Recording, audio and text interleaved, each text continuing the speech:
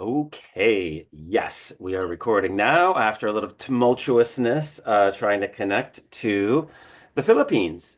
And I would like to introduce you to someone that I have been chatting with for a while, and we're so excited to be able to finally chat together as well too. And we look forward to working together in the future. So first, hi, thank you for coming. I'm glad we could make it happen. Can you please introduce yourself and as long as you would like to let people know what you do, where you come from, how you have the insights that you do? Hi, Hunt, and hi to everyone who's watching this. Thank you for watching. I'm Vanessa Antonio. They know me in the Philippines as Coach V, short for the dating Coach V. We run the very first dating company in the Philippines. Would you imagine the first and only after so many years? I feel like it's time for this country to have something like what we offer in different parts of the world. And so after getting my certification in the United States through the Matchmaking Institute, I said it's I'd rather I'd rather stay in one country or go back to my home country. And so when I thought about America, there's so many of us already. There's so many good matchmakers and dating coaches, so many people to offer insights and help singles. But in our country, there's not much people who can give you an advice, like a good advice that could actually move positively their relationship. So I said, I'm going back to my home country and introduce to them that the concept that dating is a skill. And so if you are not born with it, you can learn it. So Yes, that's a that's one thing I always try to impart upon my clients or anyone I speak to is that it is a skill set.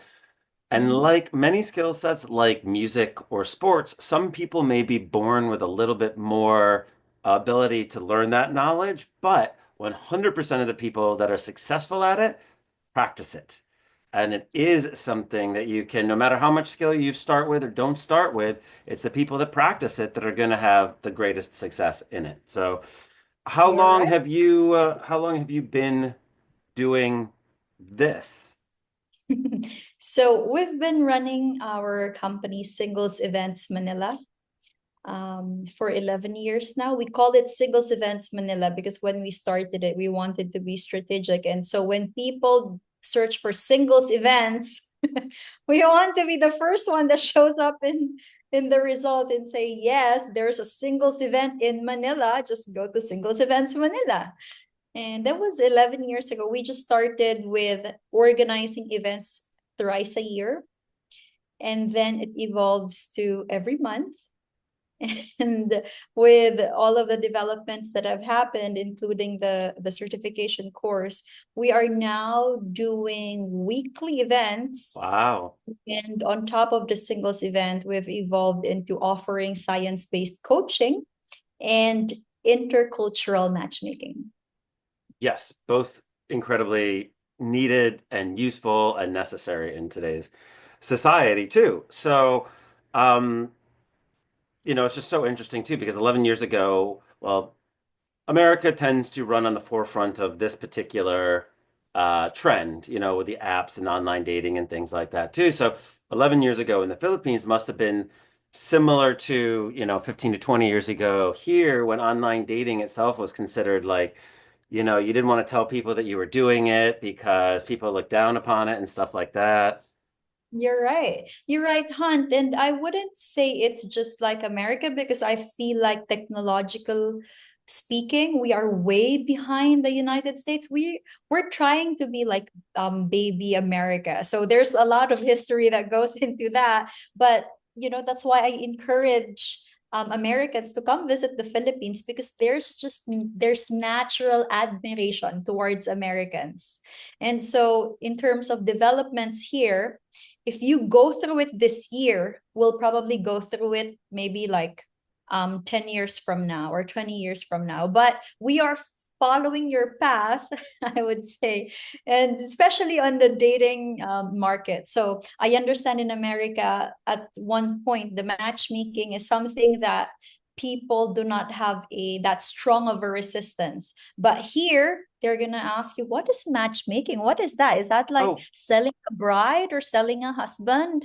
oh yeah. No, So that same thing here. I mean, we're 20 years a little bit further than that too, but the same thing. People are like, what is matchmaking? Like Fiddler on the Roof? And you're like, mhm. well, yes, but no, but yes, but definitely not. Um, But this is something I've been finding interesting as well too, because pretty much there's a joke in the industry that we are the second oldest profession in the world. Wow. You can First guess, one. you can guess the first one. It still involves men and women and exchanging money. But ours would be is we kind of consider the second one because after prostitution, it becomes, Ooh. how do we stay together? So, matchmaking itself is Stone Age, is one clan of people Yeah.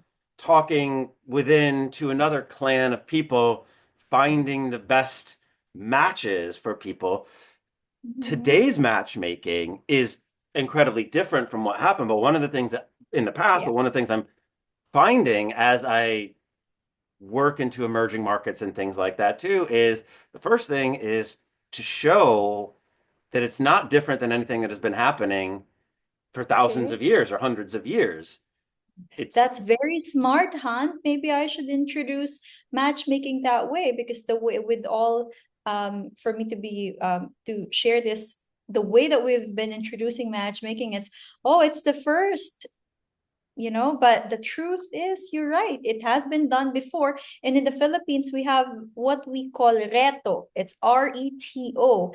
That is basically a referral, like I'm gonna introduce you to somebody. That's reto, but basically that's matchmaking or unorganized. yep, yep. That's how I found to sort of get over. Like I was just talking to Saudi Arabia on Monday and Dubai on Friday. So again, Wow. trying to help explain that this is an ancient tradition. We're not Mm, changing anything or making waves necessarily. We're just bringing something ancient back in and back into the new world. That way, we're not trying to ruffle as many because you're always going to ruffle feathers, especially the old versus the new. And that's what we kind of wanted to talk to with this quest too, because what are our similarities as humans across all branches, and where do our differences come in? Are they biological differences? Are they cultural differences? Are they, anthropological differences, et cetera, et cetera? So, I had a fun time kind of researching the Philippines as well too, and full I'm letting people curious what know you found out. well, first, my wife is a quarter Filipina, so I have a draw to it to just understand it as much too. And because nobody knows much about many other countries. You know that they exist and things like that, but you may not know how they're set up structurally, demographically, geographically, et cetera, and how that is set up is going to impact all sorts of cultures. For instance, in Luzon, in the northern third of your country, where Manila is, and there's going to be more of a metropolitan feel, I would imagine, introduction of new ideas and things, where in Mindanao, my, Mindanao, yes. Mindanao in the south, where there's more of an Islamic tradition, and Correct. that's going to be a little bit different too. And then I also want eventually to talk about where did I write that Science. down? The indigenous the Igorots, the indigenous folk of the north, and how that kind of may influence, and we'll get into that stuff too. But I know how much of the Spanish influence there was, but I'm also very interested in pre-colonial things, before, say, Western culture kind of started to come into to into dominates, things like that too. So, before we get into that, just give me, because I know this is a years long project for myself, what's going on in your country? Anything topical that's interesting? Because as this goes on, it becomes a kind of like a little time capsule of looking at these different cultures at different times. As in, I spoke to the Ukraine before Russia happened to it, so it's just an interesting little time capsule. So, what's going on in your country right now? So this is before I answer that question, this initiative that you're doing is really, really unique. Just imagine, Hunt doing all these interviews, trying to understand what makes finding love different per country. So that's amazing. I Thank you. can't wait to learn like the main differences in the future after Same. you've done all your interviews. Exactly. And then look at my kids and be like, okay, this is what I've learned. Good luck out there.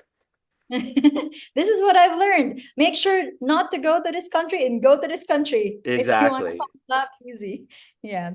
You know what, Hunt? If you want to go and dive in the history, I'd like to be very forthcoming with you that I'm not a big historian, but if there's something that I can contribute in terms of understanding the Philippine culture is how dating is right now and how dating is going moving forward now that we have developments of companies such as us and dating apps. That's amazing, and we can talk about that later. But now that you're asking about what's up in the Philippines, well, February is coming, and so of all compared to other cultures, the Philippines and the Filipinos has been conditioned since birth that love is the greatest thing in the world. And so just imagine the craze and excitement for Valentine's month.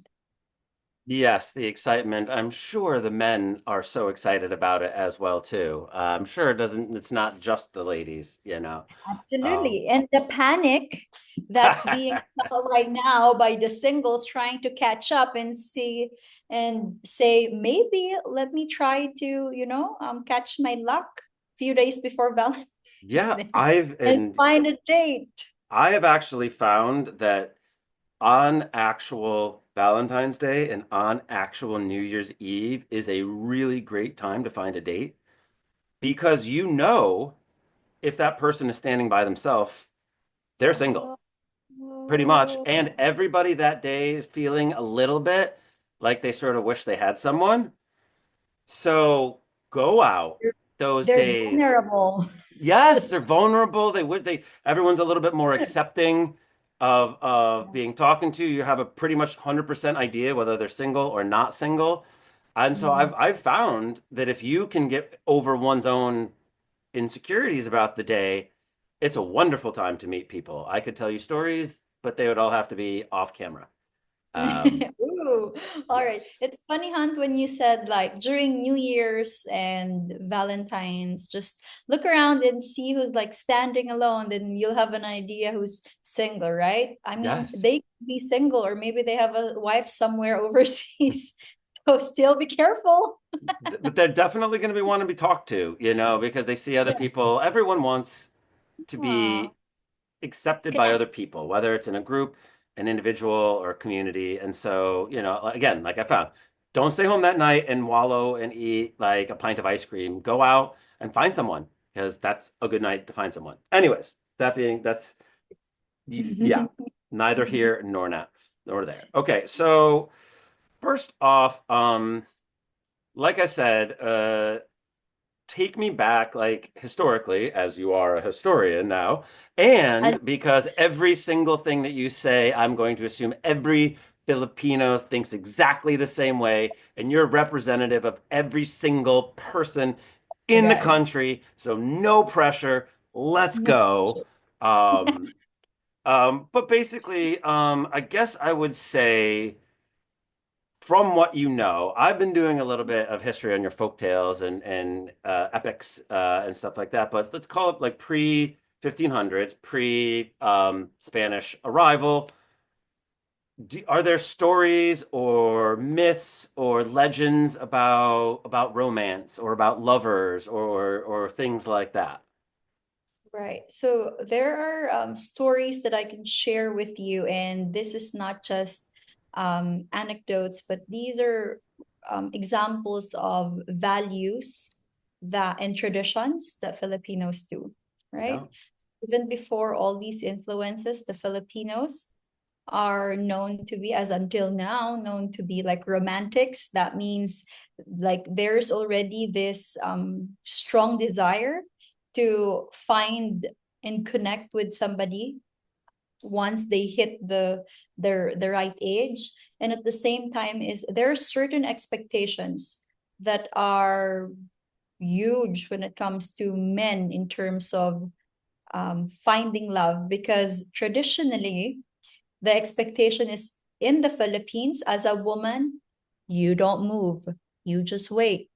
And then you choose who among the suitors or the men who desires you will work off their ass to show that they deserve your love. So in specifics, you can imagine men courting, and I'm gonna define what courtship is because I understand some people may not be aware of what courtship is, but courtship culture is big in the Philippines.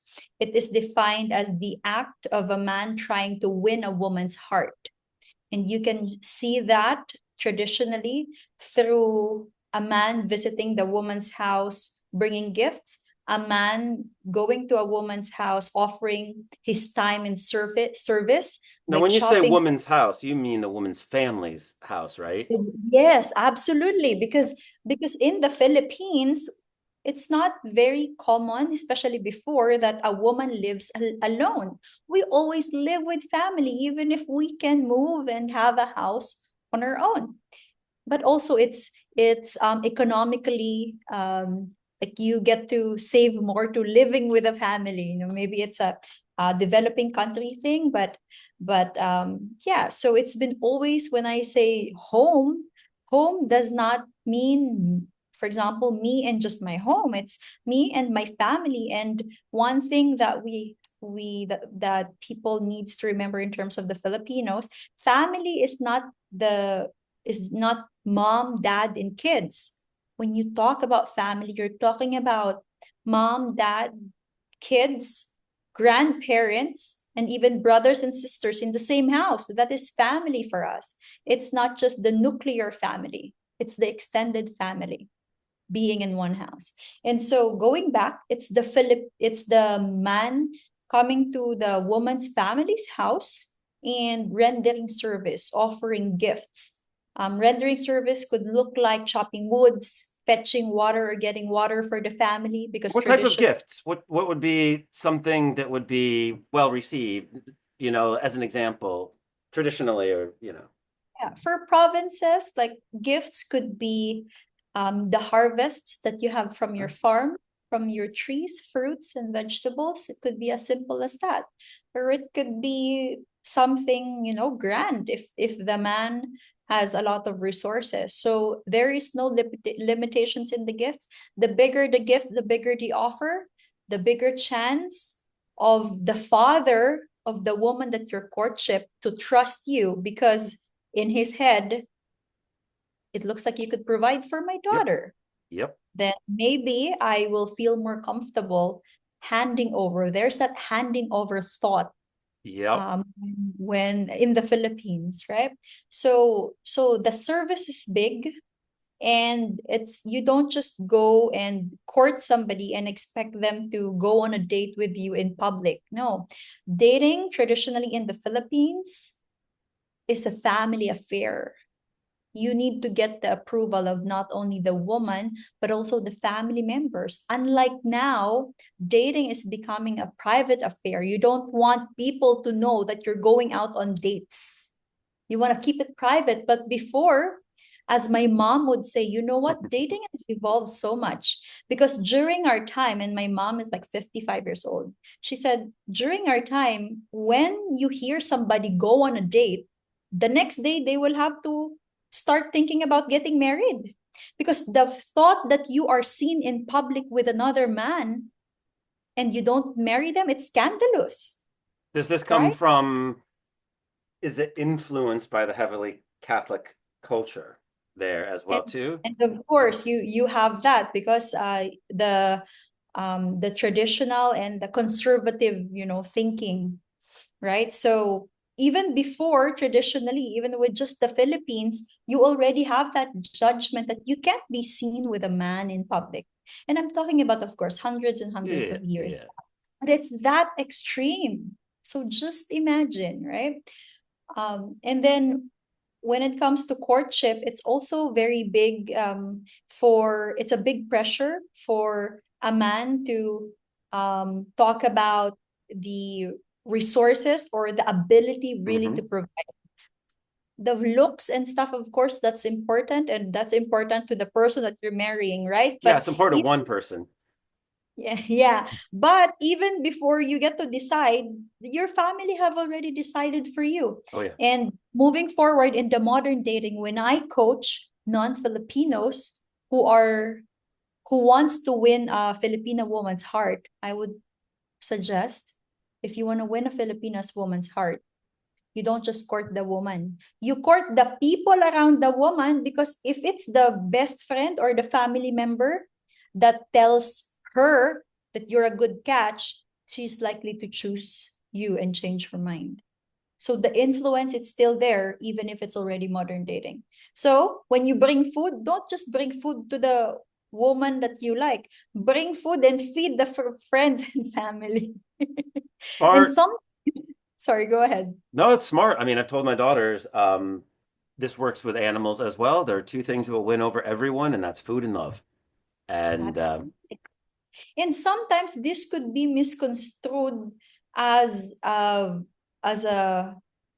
something that you would call like a flaw when you're dating a Filipina, because some non-Filipinos would say like, "Oh, I only invited her and then she shows up in a restaurant with a big family." oh Of yeah, I course, would be like this if I did not know any better.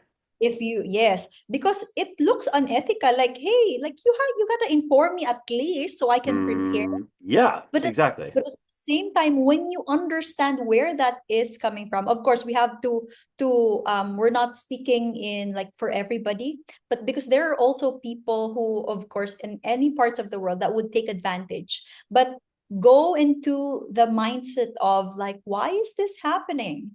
The thing is, it's very cultural for Filipinos to wherever I go, I'm very close tied with my family and I find so much happiness in them that I want them to witness me going on date Hmm. and give their feedback after I go on a date. So you And would I say, understand go ahead, go very ahead. that's very confusing, and it leaves a bad taste to non-Filipinos Hmm. who may not have heard of this culture Yeah. of, one goes, everybody goes. Yep. Yeah, Would you say that the Philippines are more of a collective country than an individualistic country? 100%.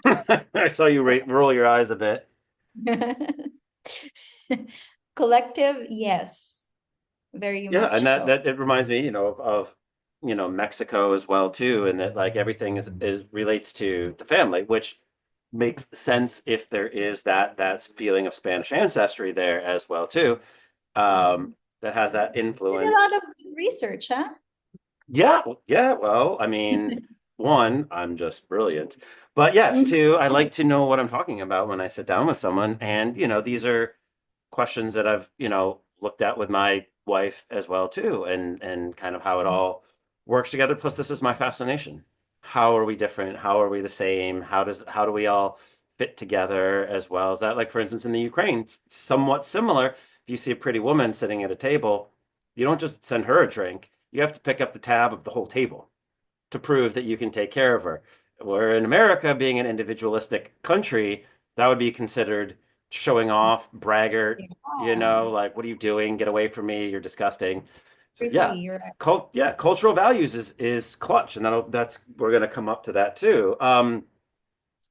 And Is Hunt, Go may I ahead. just add that, of course, what I'm saying right now is not representative of everybody. Of course, Where I'm absolutely. sharing is coming from not just from personal experience, but working in this industry for 11 years in the Philippines, in and out of the Philippines, mostly in here. We've interviewed singles from, from 15 to like old age. Yep. What was dating before and what was dating now, how it changed. What are the values and cultures that are still evident up to this day, despite it evolving, such as the courtship culture. You would see the men do not fetch water, or they do not chop woods already, but the service of the men still is still there, at least for the good ones. Right? They bring you to the office, they bring the woman to the office, they pick up the woman from the office, they still bring food, still bring gifts to the family. They have traditionally, the men would go outside of their house and play a music and sing for the woman. They don't do that anymore. No. But there are other modern ways of courtship. But courtship, if a woman is finding somebody to marry, is expected. So courtship is expected when a woman is in the marrying mindset. But if a woman just wants to sleep around, or like look for a short-term partnership, this is not something that they would expect from a casual Well, it's partner. good. That's good too. I know that like the issue of gifts is so interesting culture to culture. I get my Indian folks here in New York City that are like, "What gift should I bring on the first date?" And I'm like, "No, no, no, no, no, no, no, no, no, no, nope, nope, nope, nope." What is looked at well is not necessarily looked at well in other Other places as well culture. too. So yeah, and this is the point of this project. Is just it's fun to just find out all of these differences as well too. Would you say that the more urban north is less conservative than the more rural south, and that the ideas that kind of flow into the north and kind of disseminate out? Makes sense. I mean, dating in Utah here in the US is way different because it's super conservative. People get married at 18 because they've got all of the Mormons out there than like dating in New York City. So I know it's within one's own culture itself. There's so many differences and things like that. Um, Getting back to something you had mentioned too is value systems of countries and of collectives. Because, for instance, in China, there is an idiom, a saying, the nail that stands out gets hammered, because the Mm. value systems are on conformity, not making waves, not standing out from the herd.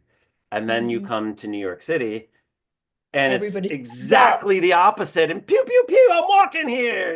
And that's jarring to try to figure out that completely 180 different change in what is an ideal man or ideal woman in different situations. So I was just a second. I want to pull up another thing that I was working on here. So I was looking at the epic heroes, because a lot of times the myths inform, showcase our what we hold dear. And I'm just going to read this because people might find it interesting. The life of a Philippine epic hero usually follows this pattern. He's born under unusual circumstances. He undergoes miraculous growth into manhood and is possessed of a restlessness to go on adventures. He lives a life of action and adventure. He is victorious in all his adventures, warlike or amorous. And if he dies, he's brought back to life and lives happily ever after. So it's similar to a lot of epic heroes like Gilgamesh and Hercules and things like that too. But reading this seems to be a lot more individualistic than collective in reading this. So that's interesting to me, that this hero is someone that goes out and does things as opposed to stay in and protect. Yeah, Um, yeah, is that something yeah, that's changed, or is that something that yeah. I mean, go The ahead. reason why they're being celebrated as a hero is because they stood out.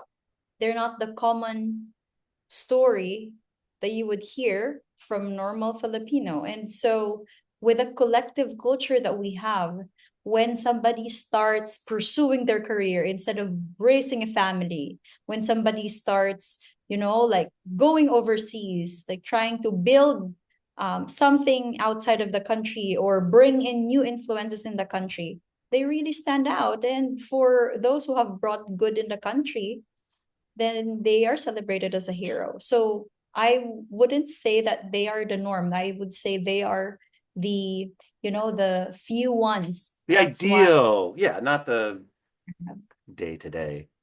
And Um, maybe it's a dream for a lot of Filipino or the Filipino men to go on this quest, but not everybody gets to do. That's why they are a hero, somebody to look up to.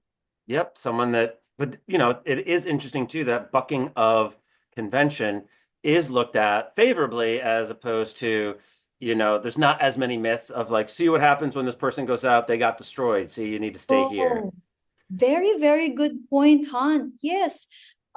We do not frown upon in general people who go against convention. There is this initial reaction wherein you don't want it because you don't understand it. But once they have proven something, once they have returned to the country, that's why we have high respects towards overseas Filipino workers because they go out of when here their values and their work ethic and their skills are not magnified, but the moment they go out of the country and they're able to build something in there and earn, when they come back here, they get the same admiration that we give to Americans. Interesting. The question, do most people leave the islands with the intent to come back, or do a lot of people, younger folk, intend to leave the island for greener pastures forever? So the quick answer there is they leave for a greener pasture. The question whether they plan to come back or not, it really based on what we're seeing, the likelihood of them coming back is very small already because once you've experienced the good stuff, either in the city or overseas, it's hard to go back to your roots. Yeah. And that's the reason why we've been seeing, say, older people in the provinces and younger people, the moment that they can already go out of their school, they'll be here in the center of or the capital of the Philippines. That's why the population is so dense and it's so small. We have 7,000 plus islands, but you'd see the people concentrated in areas wherein there are opportunities and they 50, deem cities. 52% of the population lives in the larger top islands. See, I did my research. Um, You're right. so interesting, so interesting. Just looking at the abutting of the old versus the new, Yeah. as well too. So are there places or things that you guys have little like local legends of? Like there's old ones like Lover's Leap, where it's like two old lovers leapt over this place, or the Blarney Stone in Ireland that if you rub it, you'll be lucky in love. Do you guys have any fun things like that anywhere? I'm sure that we have like every province here has a story. And as hopeless romantic as Filipinos, every hero has a muse. The hero will never be a hero if they didn't have a muse. And so there are different stories like that in provinces, such as we call one of the province Albay. And what makes that province very unique is you have a volcano that is perfectly cone shaped. So that's like when you look at it, it doesn't have any like ridges and stuff. It's just imagine like an inverted V.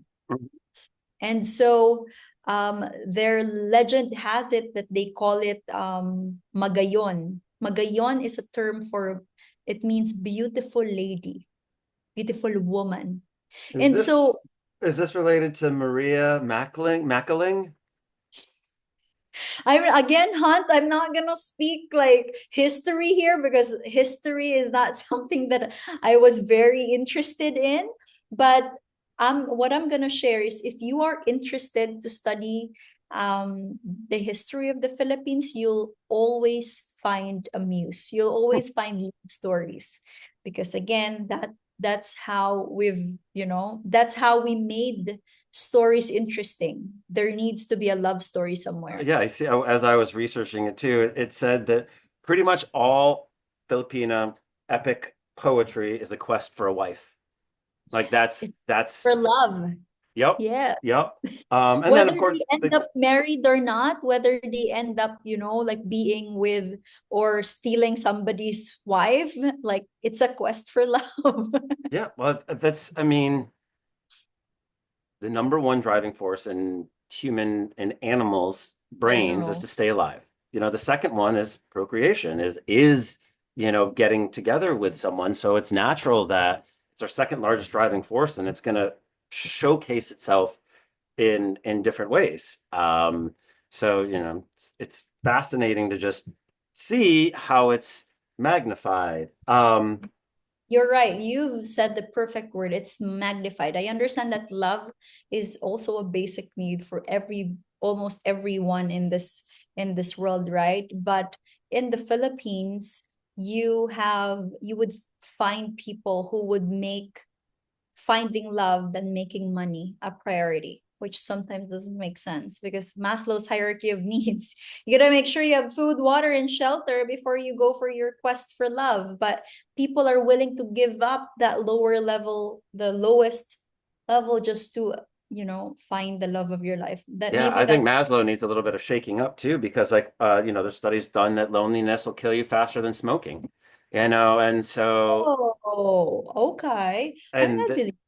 yeah, well basically, it's with the lack of social support of men, of deaths by despair, including alcoholism or suicide, things like that Suicide. as well Yeah. too.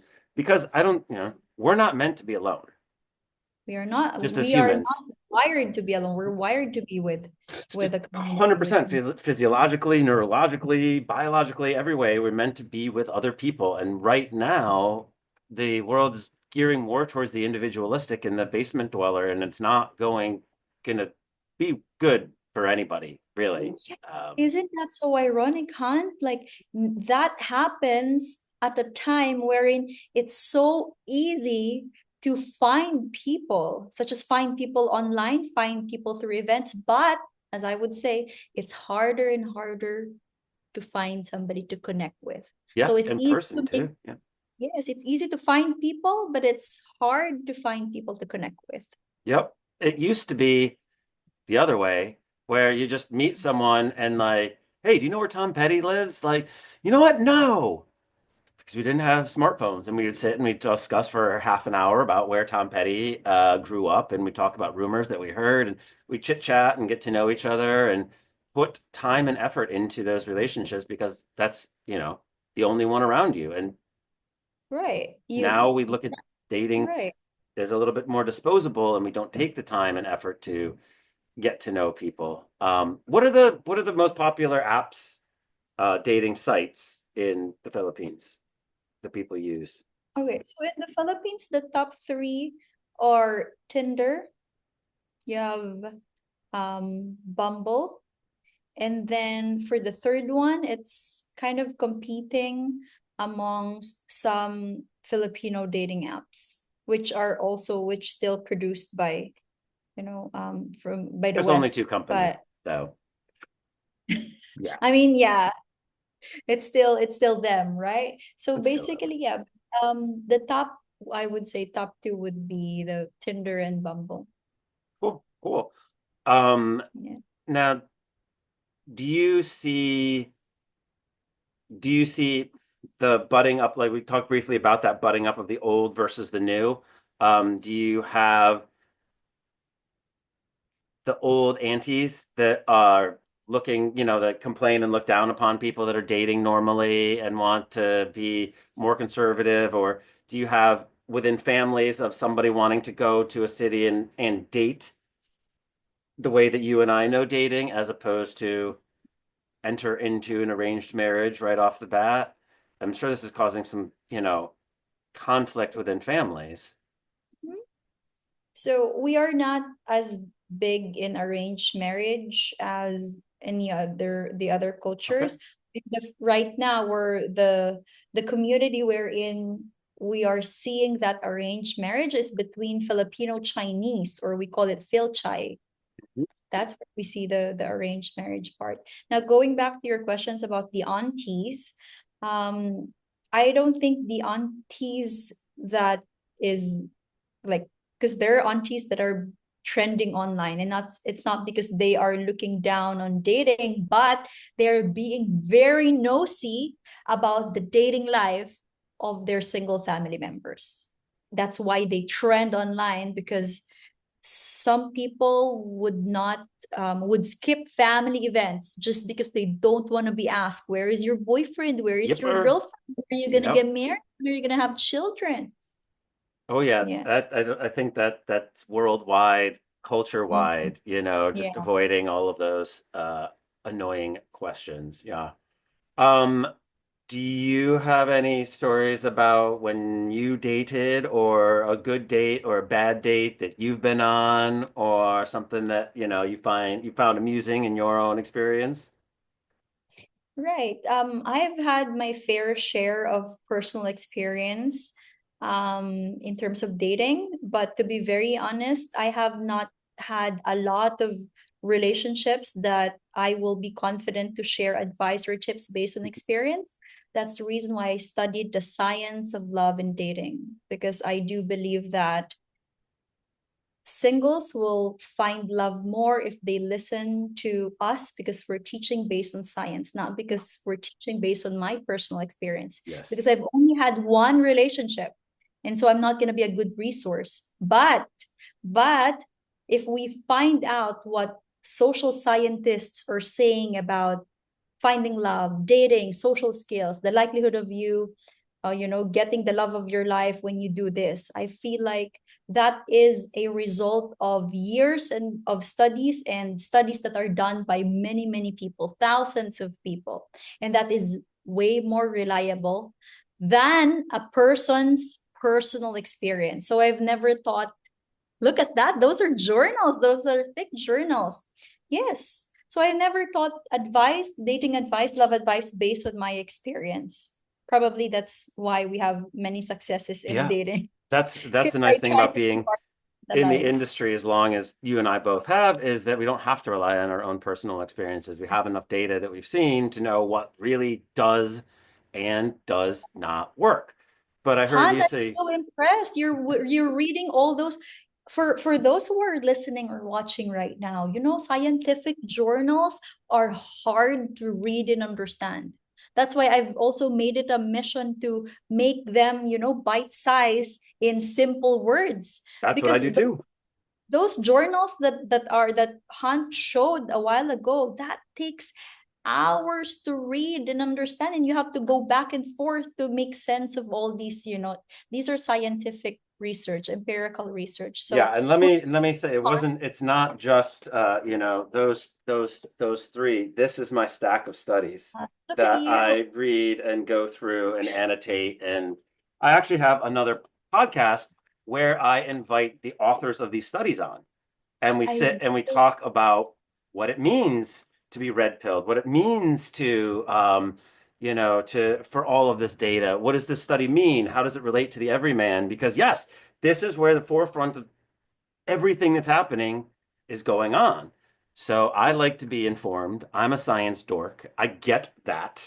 I can read those things, understand them, and then hopefully be able to bring them to the everyday public and say, like, this is what it means, this is why you should pay attention, and this is why you're being an idiot, in the nicest way possible, obviously. So um, doing all the hard work so you can put them in simple words, in practical ways that normal people could apply in their real life. It's absolutely. funny because in our industry, when people out of our industry would think, oh, dating coach, oh, matchmaker, that's like the most fun job ever, as if not doing any serious work. Yeah, well, But people think it's like a hobby.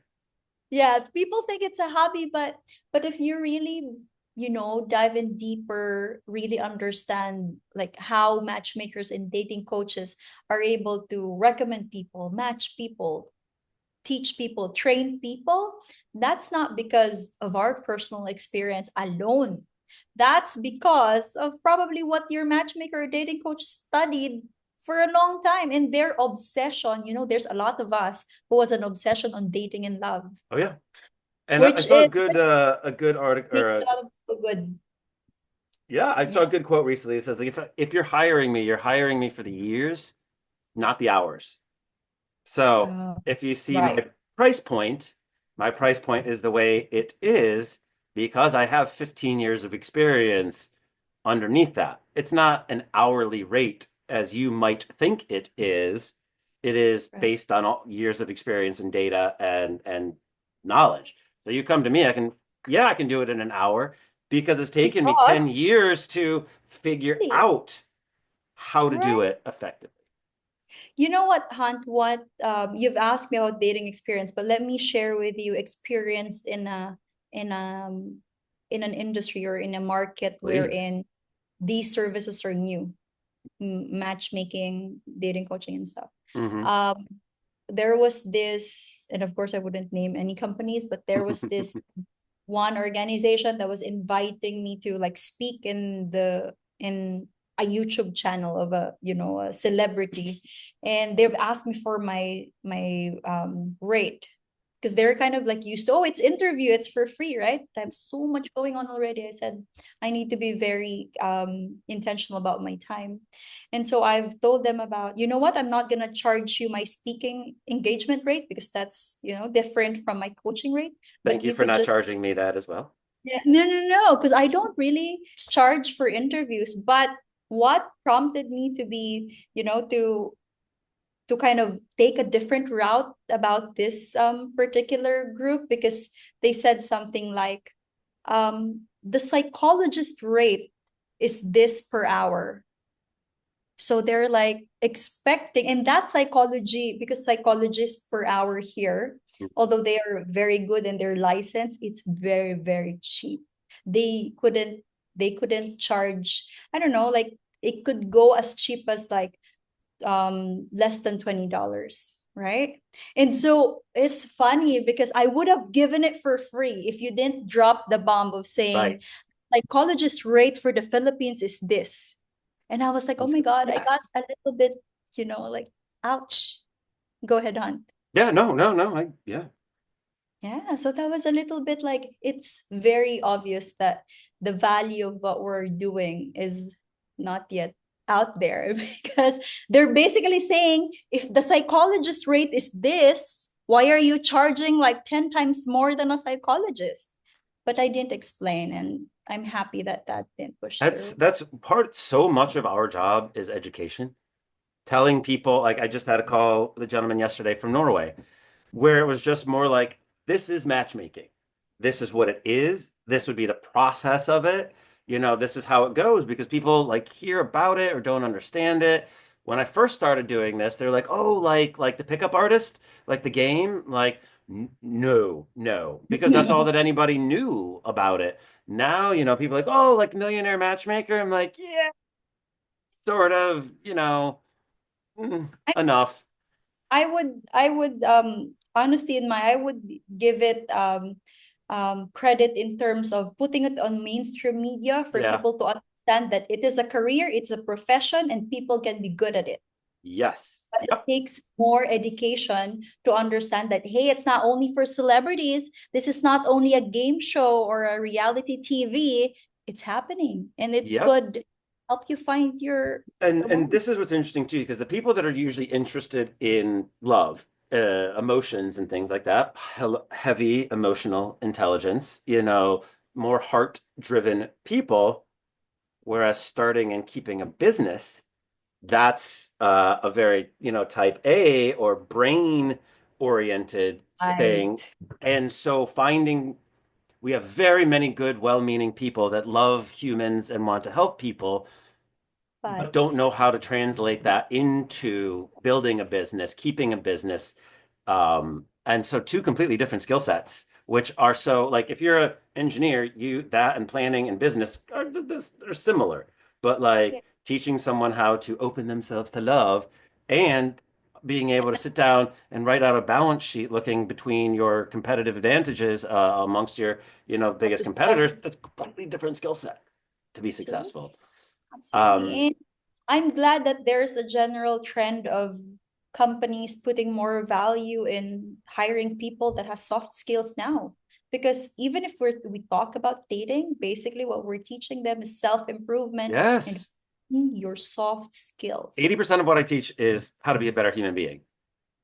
Mhm. Conversation skills, confidence building, image, storytelling, all those things that can help you in sales, business, your friends, everything like that too.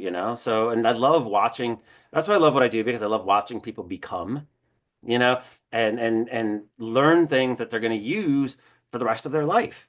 You like when we used to learn algebra or something. I'm never going to use this. Like, you'll be surprised how much you'll use some of the things that you learn from either, Coach V or myself in everyday life. Because it's not a dating thing, it's a human thing. And so, taking some of this information and translating it into your professional and personal world can have great results as well. Have you had an interesting cultural misunderstanding between love when you've been in different places? Because I'd love to hear any experience Yeah, you might have. absolutely. One very controversial thing that's still, always a point of curiosity and discussion is money and the thought of providing, right? Mhm. So others would, or some men would have an instant kind of like reaction to like, I'm gonna provide. But then um if we of course go and understand not only the culture but the human nature and all the stuff of Filipinos, then it's just not something that you can remove, because even if you meet a Filipina who's running her own company and earns way more than the man, which that's the profile of the Filipinas I'm serving, successful, beautiful, and fit, they would still want their man to be able to lead in terms of, I want to be still be able to feel taken care of even if I have higher paycheck than the man. How So does it's more. how do they do that though? How in different cultures, how can if I am a Filipino man and I checking Coach V out and I want to ask her out and I know that she makes twice as much as me, what do I bring to the table to showcase that I can provide? What am I providing? What am I showcasing to you?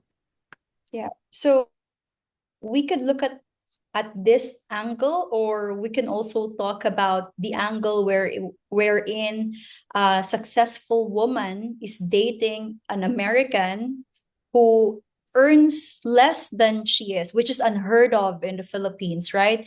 But the reason why clients come to us, because, and when I say clients, non-Filipinos such as Americans and Europeans come to us because we are matching them with people who is not just looking for a visa or a ticket way out of the country, because they can do that themselves, but they would want to find somebody who have the basic needs covered, so they're not going to ask you for money.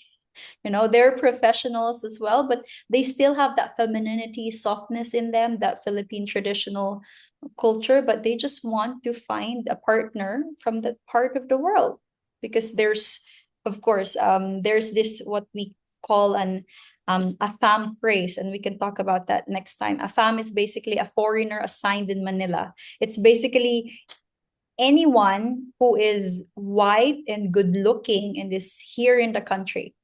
So like a lot of women are starting to develop like a desire for Is that. it I mean, used like as a word? Like check out that fan?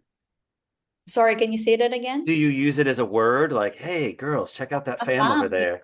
But the foreigners here do not know that they are being called that. Oh, yeah. That's why the foreigners that I work with, I make sure to equip them of these terms of these understanding that only Filipinos would know and would never tell you that you are being called an afam behind your back. But it's not a good thing. It's not a bad thing. It's a Right. good thing. Yeah. Because when somebody calls you an afam, that means you're attractive. Basically, that's it. That's what it Is means. there So something? Go ahead. No, please continue. it's actually a gay lingo. It started as a gay lingo Huh. wherein like gays checking out like, foreigners, and they're so attractive, but it's already adapted by women, real women, wherein we'd go out and we see somebody attractive and non-Filipino, usually white, and that person would talk to another lady and they would say like, oh, look at that, the fam was checking you out, or the fam just sent us a drink. A fam, that's like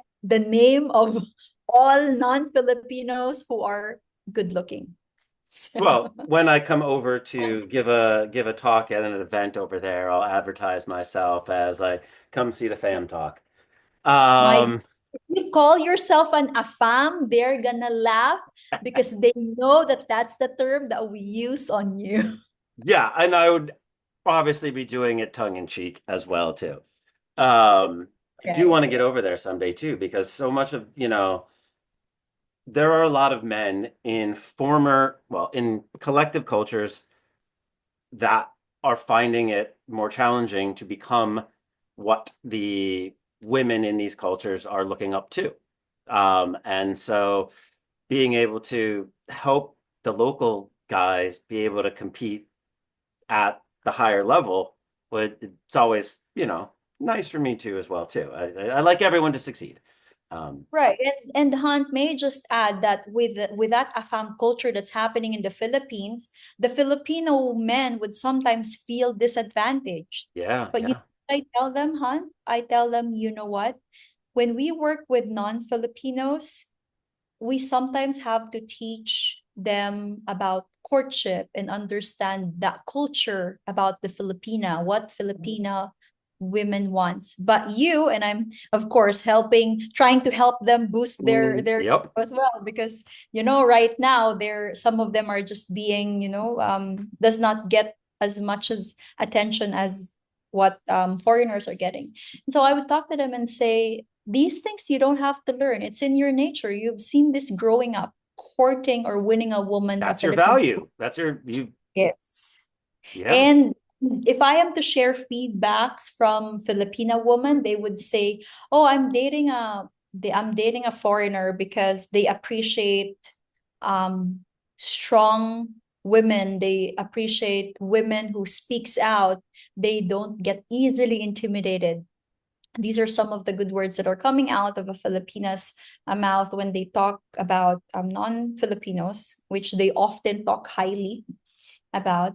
And then they would add also if they are to describe the Filipinos, but Filipino men are still the sweetest, most expressive, because sometimes they don't get as much flowers and romantic gestures from the non-Filipinos compared to Filipino men. So I would say that both Filipino and non-Filipinos have their unique selling proposition, totally, totally. As do we all. as do we all. Well, I wanted to ask you if you had any questions you wanted to ask me, because Absolutely. I will share. It doesn't have to be all one-sided, and I'm happy to. All right. Because since you're Yeah. going to be showing this to people as well too, what do you want? What do you want to know? So we've talked a little bit about, of course, the Filipino culture already, how women perceive. So I'm gonna start with, and I'm sure a lot of in my audience would be interested to hear, like, so have you dated a Filipina before? Full Filipino, not that I can remember. Um, Also, being in New York City and Miami, there's a lot of spices and flavors of everything. And so we Mhm. don't necessarily ask, so I may not have known. Now I Sure. know I'm like, she looks Asian, but she has a Latin last name. I know what that means. Um, Interesting. but I did marry one. Well, one quarter. Very Her father was a curious about merchant, that. her grandfather was a merchant marine, but no, I had not because it's so far away. the cultures that I usually ran into were more of the African, European. Sometimes we get into the Middle East, but being on the East Coast, we didn't have as much Got it. Asian All right. persuasion as we had as might be in other places. All right. So I'm curious to talk about whether you've seen some Filipino trait or whether that you can identify already with your wife. But one quick question would be, what are some of, because I understand you've not yet been to the Philippines, right? That's correct. That's correct. But you've worked or have friends who have dated Filipinas? Yes. Okay, so my question is, what are some of the good things, the best things that you heard about Filipinas, and what are some of the worst stuff that you heard about dating Filipinas? Let's go. So, well, one of the good things that men seem to like is that there is that sort of taking care of a man aspect to it. The man provides and the woman provides. And there is a little bit more of that traditional housekeeping, cooking, ultra feminine, dressing up, looking nice aspect that you might not find in other cultures as well too. Like many cultures, there's less and less of us that know how to do some of the older things. Also, just the way that they're ethnically mixed is something that I've always enjoyed as well too, that aren't found exactly in maybe more northern Asian cultures. Tend to be a little bit more, you know. Hunt, you So gotta say it. Hunt, you I gotta like the curves that exist within the Filipino culture because I like all of the mixing that has gone in to create such a wonderful stew. So that's one thing that I think is wonderful as well too. That's just I'm so personal sorry. I preference. just have to make this clear. What curves are you talking about exactly, Hunt? Well, the ones that I have come across tended to have a little bit more of the curves than, say, the general public of the Japanese, Korean, Oh, gotcha. Chinese, Mhm. just body type that's slightly Body different. type, Yeah, yes. just the body Gotcha. type, not necessarily, there are other more curvy types that exist in the world. I'm just looking at from this particular area because you usually don't find, for instance, curvy Asians in general, overgeneralizing, overspecifying here as Wow, much. I've never heard of this like described this way. Like, so are you saying that Filipinas are more on curvy Asians than Yes. like Then straight, straight. you call it straight Yes. Asian? Yes. I'm trying not to use any good or Wow. bad words necessarily because everyone I know appreciates a different body type, you you know? are very careful. No, but this is imagine this is a conversation between friends, like we can be very Exactly. forthcoming. Like look at your full lips there. Like, there's some wonderful, wonderful aspects of it. So, Oh, that is just a personal gotcha. preference. But Yes, yes. loving and caring is nice, and then that usually comes up more in collective societies. Ideally, again, simplistically, men want someone that can nurture them, and women want someone that can protect them. Again, oversimplifying, but Yes. that Yeah. culture comes out. I mean, that comes out in the culture. Yeah, Um, Han, talk to me about men wants women to nurture them. Like, how do you want mm, exactly? okay, all right. So I'm just showing you how far I take this back. Okay, so you have dated a man? Yes, Yes. yes. Did that man ever get sick? Yeah. So you may notice, and the zeitgeist is out there, that when men get sick, sometimes they turn into big babies Oh, because this is the only socially acceptable time we're allowed to show weakness. Okay? oh, We're not allowed to cry. We're not allowed to be weak. We're not allowed to be frail. And so Mm. when we are sick, it's the only socially acceptable time that we can ask for something. And so we relish it a bit because it's the only time someone's going to take care of us. It's the only time we can ask for something. Men don't get validations or affirmations from anybody except their mother and their significant other. So it becomes something, and that's a thing that we as men have to fix so that we don't put all of our emotional needs and regulations onto our women. But yes, the only time a man is going to be able to show this weakness is when he's sick. And so if you have someone that you know can make you feel good and take care of you, that's all we want. That's all we want. It doesn't have to be, overburdening and stuff like that, but like just someone that can hug us when we're feeling sad. So many women I hear too, like, I wish my men would open up.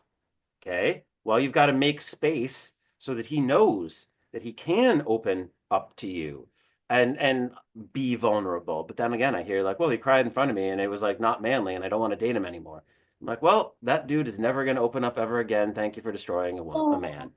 oh Um, my but gosh. yeah, I'm because men are so starved for affection, ask your single men friends the last time that they got a hug or a hmm. compliment. You're going to get sad. And so yeah, so a lot of men, that is almost the number one thing that men are looking for in a woman. You I can agree. be high earning, low earning, doesn't matter. Like, do you have the ability to make me feel taken care of emotionally Yeah, in a way? right. So And yeah, that's amazing, Hunt. I've never heard of it explained this way because when men would say, like, we want women to be nurturing, like, most of the women will be like, what do you mean by like nurturing? And now you put it in a very practical um sense wherein, yeah, like so this puts an importance on as a woman being there for your man and showing regardless. the Yep. love, If he especially loses his job, you do not especially when say, they're I'm sorry, yeah, keep interrupting. Finish your sentence. especially when they're sick or when they're, At their lowest. just like what you said, at their lowest, like lost their If job, just I feeling once him. lost my job, Mm. I got fired on my wife's birthday while she was pregnant. Good one. Um, but if your man says, "I lost my job," and you say, "What did you do?" That Oh, immediately is gonna, you're not being very, accused of something. It's a right, natural kind of word that you just, oh, what happened? What did you do? You know. very. However, that will just cause that man to just. Whereas if you just, I'm sorry to hear that. How are you feeling right now? Rub the leg, get him a beer, whatever it is. Now I feel like I can talk to you because you're nurturing me right now. And my wife had to learn it as well too. I remember she came home one day, and we talked about this years ago when we were like dating or maybe just engaged. But she came home, she's like, "Oh, I had a terrible day." I'm like, "Oh, what happened?" And I sat and I listened and and I was like, "Yeah, I had a terrible day too." And she's like, "I don't have the bandwidth to listen to that." I'm like, well, then who am I supposed to tell this to?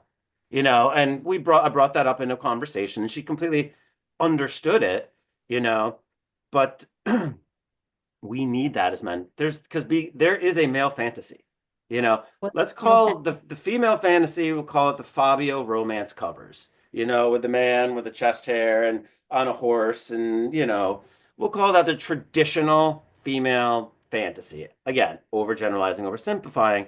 There is a male fantasy, and it's not a threesome, It's the reverse of that, is that men are terrified that the woman is with them because of the things that they have, that it is transactional, especially if a man is at the top of his game and he meets a woman. He's terrified that if he loses anything, that she won't be with him anymore because she married him for all of the things, some of which included these things. So the fantasy is a man that has everything meets a woman, she loves him, he loses everything. She stays by his side and helps him pick up the pieces and supports him until he can get on his feet again. And that's the male fantasy. Most men don't know it. Most men won't admit it. And most women aren't sure if they would do it. But I'm Yeah. telling you, this is so if you can, as a woman, find ways to express to your man that it is not about what he has. It is not about his position. It is not about the car he drives, but it's about how he makes you feel, how he looks at you, how he does things for you and your family. Those are the things that are going to be important. So I'm going to get off my soapbox now. That is wonderful. You just gave a lot of woman the lesson, the dating lesson of a lifetime. Han, one quick question there. Ooh, So the male fantasy is that kind of woman. And then this woman hears this narrative wherein you build a man, and once they're built, you stay with them in their lowest point, and once they're back up, they find another woman to celebrate it with and leave the woman that she yeah. built with. So what's is there a truth in these narratives? I I mean, does see it this on the reverse side as well too. I love to read advice columns, so I'm always looking at these, and I see many of these. Like I supported my girlfriend while she got her degree. I no. supported her while she didn't work. And the minute that she got her degree and didn't need me anymore, she took off. So So this how do is you solve this? this These is are this is both where your job and my fears. job come in Yeah. at learning how to ask the questions to understand what people's value systems are, to Mm, see what the type of person they are. These are like when you sometimes you read these like, I've been married to my husband for 4 years and he's always insults my mother and it just came to a head where he did this. What do I do? It's like you should have been doing things 4 years ago. Like you can't just like do it now or switch it now, but you need to. And that I think is something that people struggle with. People look for common interests as opposed to common values. absolutely. So I would think, you would hope that it doesn't happen, but the bad things do happen. I would try to teach people how to listen for what is the person thanking you for what you're Mm, doing, but not gotcha. taking you for granted? Are they making sure that, that there's a lot of love and not just transactionality as well too? Are they trying to show you how much they love you as well? This time after there's one time where I was very underemployed, and it was for our second anniversary many many many years ago. So I made her something. I stitched her. It was the second anniversary is cotton, so I got cotton thread and I cross stitched her something Uh, with like hearts and our little poem and stuff like that for her. Um, so she knew that even if I didn't have anything to provide physically for her, I was showing her every way I could how much I loved her and needed her and respected her and Factor. wanted to be able to show that. Yeah. So that's what I would check on too, is make sure that that person is able to give you that back, because I know that it's women see men and they want to fix them, don't. And and they think that there's an old joke that a woman marries a man because she wants to fix him, and a man marries a woman hoping she'll never change. Oh yeah, woman marries a man hoping she can change him, and a man marries a woman hoping she'll never change. Um, Yeah. so, don't go in with changing, go in accepting what it is. 60 to 70% of all things about a person cannot be changed. You're a morning Absolutely. person, I'm a night person. You like salt, I like spice. Those things are just intrinsic. You just got to Mhm. figure out if the 60, 70% of that person is what you can handle versus like every other else. You're not going to get better than that 67% on anyone. Um, Mm, so I'm going to ask you two more questions that I want to okay. hear the answer to. Um, One is just with, one um, dating. I'm going to ask, dating in the Philippines is like blank. Dating in the Philippines is like getting on a roller coaster and not knowing where the end is. Dating in the Philippines is like getting hit with a baseball bat 15 times in a row. Whatever you kind of, some illusion that you can make to it. And I can put like a master mix of all these little dating in Nigeria is like dating in Ukraine is like dating. And so I want you to finish, say and finish that phrase. Um, Dating in the Philippines is like being on the beach every day. That's what dating feels like. All right. I love that. And since this is Hunt's quest for advice, I want you to leave me with your best piece of advice, your advice nugget that you want, that Ow. you have gotten, that you want people to take away from us this conversation. My best advice for, and this is for the singles out there, right? Or do you want me Sure. to You advise can to who do address you it to want me to? whomever you would like. Let's go with the singles though. Yeah. So my best advice would be something that may resonate the same message as the home desiderata, where in despite all the challenging darkness and bad things that you hear about love, love is still the most beautiful human experience. Preach, preach, amen. And that's a great way to leave it. I know you and I will be chatting much more in the future, and I'm looking forward to seeing just what we can get up to. But I wanted to thank you so much for being here, and I'll put all of your initiatives and websites and socials and the links so that people can see how awesome you are and all the awesome things that you've been doing. And yeah, then they can keep checking out for more stuff that you and I do together, right? Thank you very much, Hunt. I really appreciate this. I've learned so much from you that you have a way of putting things in a simpler way that's so easy to comprehend.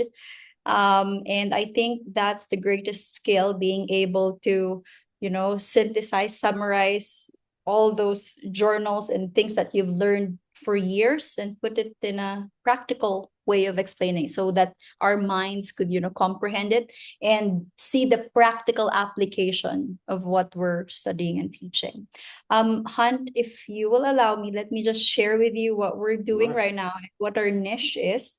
So my company, Singles Events Manila, and we're opening a new branch. It's called Matchmaking Manila.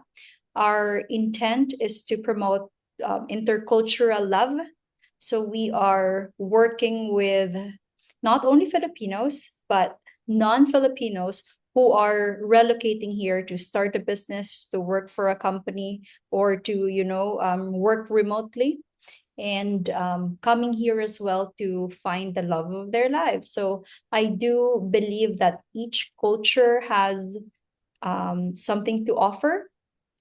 In the same way that I believe in what some foreigners would say Filipina charm, wherein if you want to find love, Philippines is one of the many places that you can go to. Will help you filter the good ones. That's one of our greatest strength, the fact that we are able to do background checks, the fact that we are able to connect you with women who are also equally, like doing well in their life. There's something going on in their life. They're beautiful, they have a active lifestyle, but they just want a quality man. And so if you are that successful, quality loving man who just wants to have a family, a beautiful family, we are happy to help you find your girl, your wife, or your life partner in the Philippines. So my website is www.vanessaantonio.com. And if matchmaking is not something that you may be interested at the beginning, then just go and try our events, because we hold get together for singles weekly. Because why go to the bar and meet a few singles? Like go and attend a singles event and you get to meet, All of them 30, 60 singles in one go. and yourself. And of course, I'll be happy to guide and coach and be the cupid in the crowd. There you go. So they can also visit our company, Singles Events Manila, on Facebook or Instagram. We're very responsive. So our vision is to make the Philippines the dating capital of Asia. That's the vision. I love it. I love it. All right. Well, hopefully I can get there sometime soon. And we can do something together another time too. So again, thank you so much for being here. I look forward to chatting again, and we'll talk soon. Bye bye. Yes. See you online. Bye bye. Thank you.